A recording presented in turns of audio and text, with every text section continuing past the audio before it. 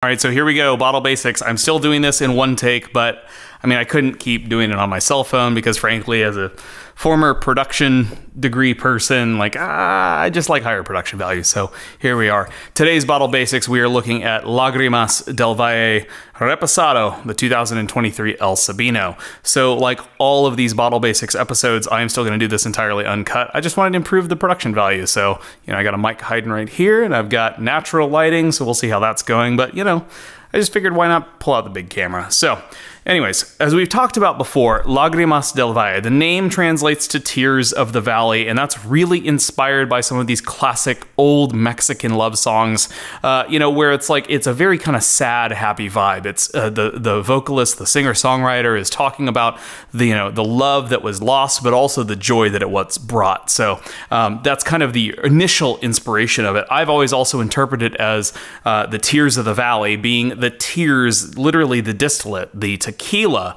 dripping from the still, that was born in the valley. So, the agave outstretched, soaking up sunlight and energy for, the entirety of its life, and then suddenly is transformed into the distillate itself, the tears coming off the still. So, like the other release, the 2023, it states agave harvested in. So again, that is the date of harvest here on the label. And at the top, we do name that it is the El Sabino being the particular ranch or field. Lagrimas, again, being a rancho unico concept. So vintage dated and single ranch of harvest, really tasting terroir in a bottle.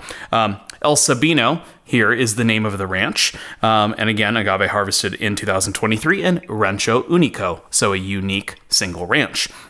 We then kind of break through the rest of the things, right?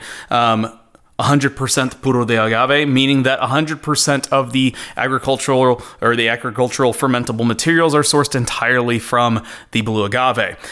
This is also additive free. Now, there is a whole long story about what's going on right now in that movement, of which a much longer video will be dedicated to that coming soon. But this is a confirmed additive free product, meaning that there are no sugars or flavorings like agave flavoring, tutti frutti, vanillin, propylene glycol, glycerin, sweeteners, smoothers, things like that. None of that is being used. It is just distilled agricultural product sitting, in this case, in barrel for a bit of time with nothing but water added. So really a minimalistic and very traditional process here. Now, the reposado translates to rested, and legally as a category could be anywhere from 2 months up to a year or even older. You can actually take something that could be classified as an añejo and declassify it down as a reposado if you would like to. But more often than not, reposado is generally between 2 months of age up to 1 year of age, and usually in a used bourbon barrel. Now, occasionally you'll see new barrels used, but there are minimal restrictions as far as the aging type of vessel. There are restrictions on size that's used when you get into añejo and extra añejo, but for reposado, minimal requirements there. So reposado meaning rested, we are actually resting for only 3 months. So that is 1 month longer than the standard, or than the baseline standard. And that is because we don't want to overpower this distillate or this tequila with oak. So this is only 3 months in reposado, and we are actually using barrels that have been used many other times for other tequilas produced at Cascaín. So again, other elements on the label, you do see 46% alcohol by volume, which is 92 proof. Hecho in Mexico, meaning everything is made in Mexico, and this is again distilled, matured, blended, bottled entirely in Mexico. NOM 1123 and the CRT DOP signifiers, which means that this is overseen and regulated by the CRT or the Regulatory Council of Tequila.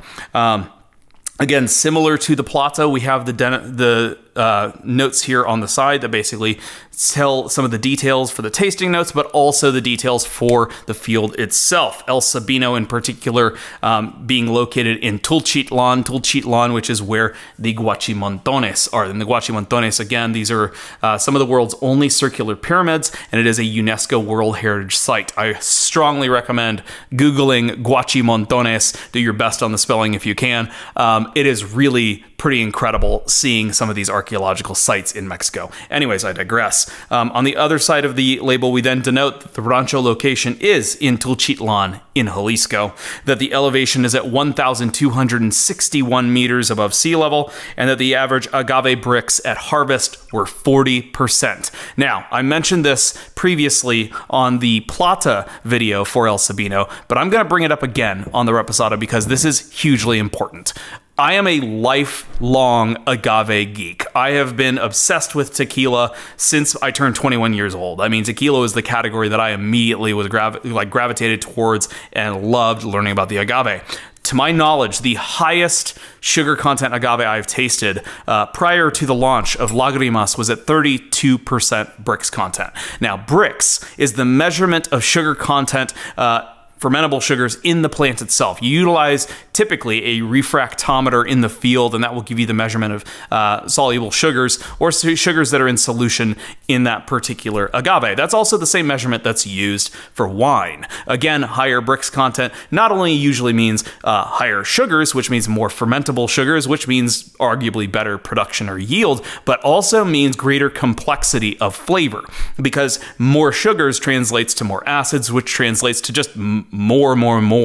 So prior to the launch of Lagrimas, the highest sugar content agave spirit I had, at least in tequila, was at about 32% Brix. The initial field, which was Palo Verde that was harvested, was at 35% Brix. This field, El Sabino, is at 40% Brix. This is a truly exceptional harvest. And I in my initial launch video for this, I actually stated as well that I believe this might be the best Reposado I've ever had. Now, I know there are lots of other reviews on Tequila Matchmaker, and there are a lot of folks that are taking each vintage and each ranch and blind tasting them side by side and coming to different opinions. And this is actually the best part of this whole thing, because it proves no two palates are alike. Whenever we conduct tasting samplings or anything determining proof point or determining best recipe, like moving forward for a brand, it's not just my palate, it's not just our palate with Altamar. We actually source from many trusted palates in the industry. And so we're looking at who are the bartenders, who are the sommeliers, who are the distillers, who are the blenders that we trust and that we know, and we know their palates are already exceptional. And then we blind taste them. Because again, everything can affect context. And so the more you can taste blind, the better. So Lagrimas is nothing more than basically the exact focusing of all of that energy into each element in the production process, trying to find what, through blind tastings with multiple vetted panelists, do we determine as the best production methodology, the best proof point, and then ultimately control everything except for the field that it is coming from. So the only difference here is where the agaves were grown for each harvest. So can I edit that part? Can I just say, all right, so I just wanted to edit the ending. The only difference is I just didn't like my clothes. So there we go. Another long, but hopefully still worthwhile bottle basics.